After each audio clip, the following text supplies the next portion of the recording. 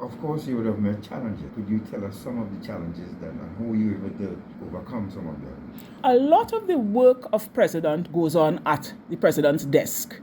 And people have no inkling about that because what people know of the president is what they see in the media. I had substantial challenges on the desk because the work is very repetitive to some extent, but there is always a chance of error. And if one gets lulled into the sense of, I know what this is, remember it's the president's signature on many, many official documents.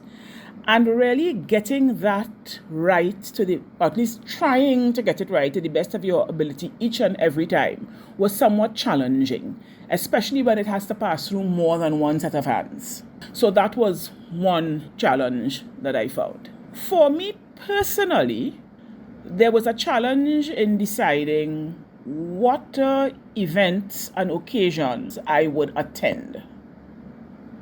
Now, there were ones which were basically obligatory because they are part of it. So, for example, the TTOC, you are the patron, and therefore you are obliged to attend their gala function at the end of the year. So there are several of that nature. And then you have many things which are like one-offs.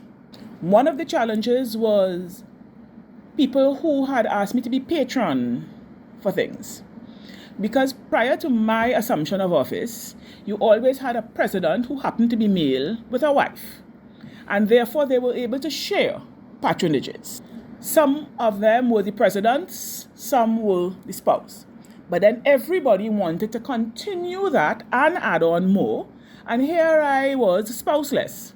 And therefore I had to make decisions about which I would continue and which really had to be left behind for the time being. And people didn't always understand that readily.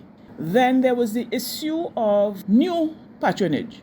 And I don't know what presidents did before me, but shortly after coming into office, I had a situation where a member of the public wrote talking about financial impropriety in one of the associations with which the president was historically linked. That gave me cause for pause, because what you didn't want is for there to be any sort of confusion and bacchanal in the public domain in respect of an institution or organization of which the president was patron. So what we did is write to the organizations and ask whether or not they would submit the last 3 years of their financials. Some did immediately.